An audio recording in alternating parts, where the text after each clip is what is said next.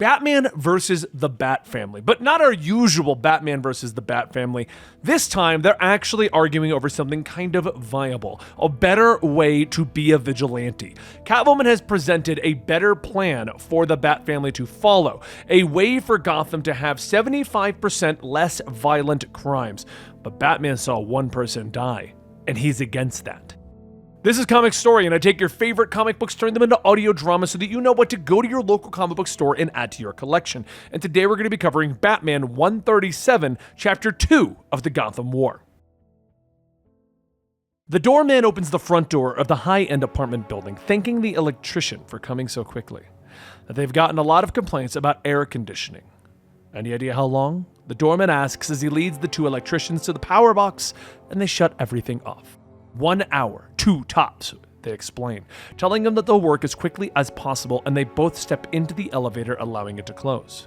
Hoops pulls out the keyring that she made from the doorman, and Carlos explains that he shut down the alarms on the top 3 floors, just like Selina taught them.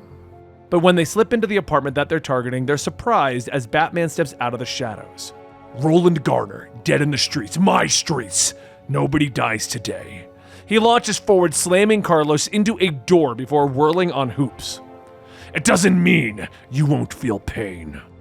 Later that night, Fright looks up from her own job, firing off a blast of fear gas, but Batman swoops in, coming through it like it has no effect.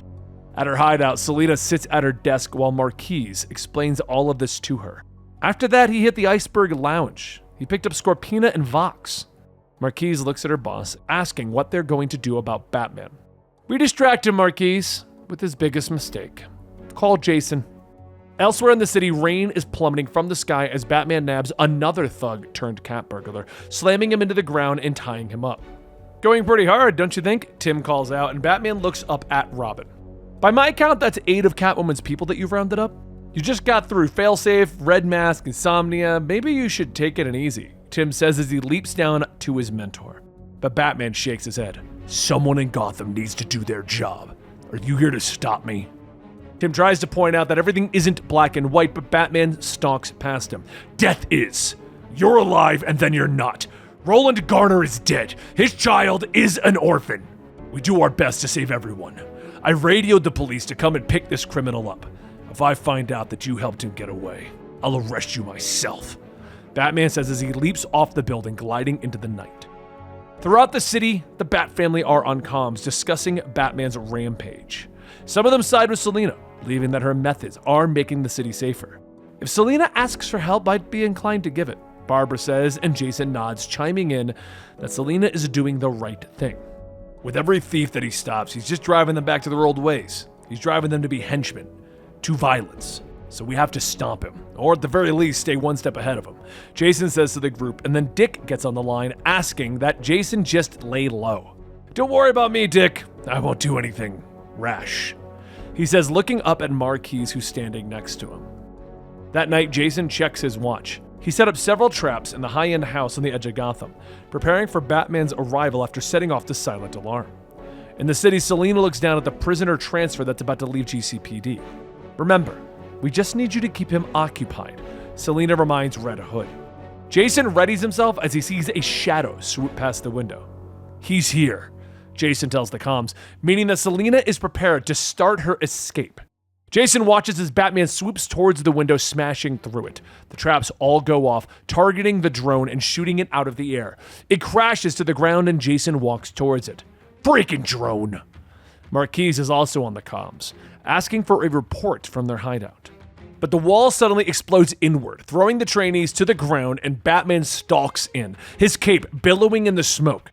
This is done, but I'm giving you a choice. Go home now, start a new life, otherwise. He then drops into a combat stance, motioning the criminals forward. Most of them choose to rush Batman, who swings, kicking his way through the group, noting that they're all better now that they've been trained by Selina. But you're not the best, he thinks as he whirls, punching another across the face, blood flying through the air, but someone else rushes through the smoke. Look at you, stopping the betterment of others. Sorry I'm late, Jason jokes as he leaps into the fight, armed with a knife and a crowbar. Batman whirls around, blocking the knife easily. Sometimes taking someone in and training them just leads to better criminals and murderers. Batman notes as he shifts, blocking another incoming attack.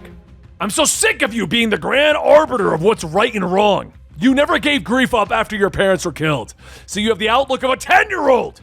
Jason snaps right before Batman shifts, punching him in the throat before slamming him into the wall. If you think one death is fine because it stops more deaths, then why shouldn't I kill you? Batman growls, but Tim is suddenly there, grabbing Batman from behind. Batman twists, knocking him away, turning on his former partner only to see the rest of the Bat family arriving. Batman, you need to step back, Dick Grayson tells him, his escrima sticks already in hand, and Batman prepares himself. No, he growls. Cassandra is the first to move, rushing forward, throwing batarangs, but Batman avoids them, kicking her hard in the stomach. Duke is next to go down. Batman knows that Duke's powers would be a problem. He whirls around on Stephanie, her eyes unprotected, and a few flashbangs blind her. Nightwing then rushes forward, but Batman uses his new hand to send out a smoke screen. But Dick is good. He rolls through it, cracking Batman across the face with his weapons. Jason is next, kicking Batman in the stomach, launching him through a window. Batman plummets to the pavement below, slamming into a car, and Jason follows him. But he's then punched out of the air by Damian.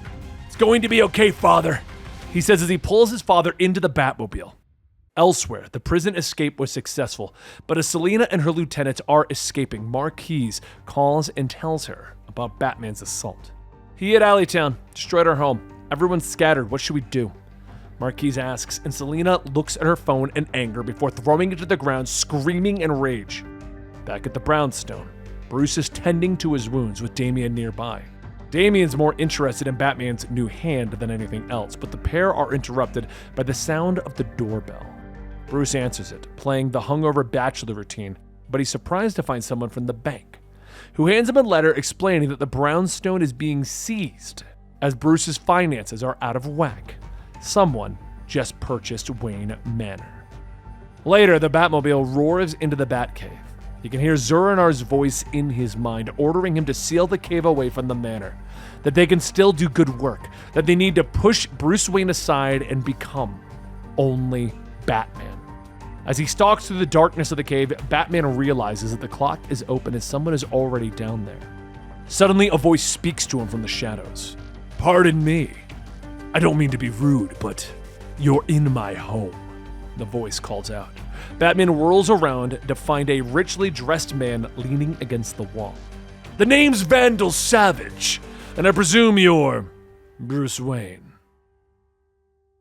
Now things are heating up. I thought it was just going to be Red Hood against Batman, and then maybe slowly people would convert over, but everyone is basically telling Batman to stop and rethink what he's doing. So what do you think? Do you think Catwoman's plan is better, or do you think Batman's plan is better?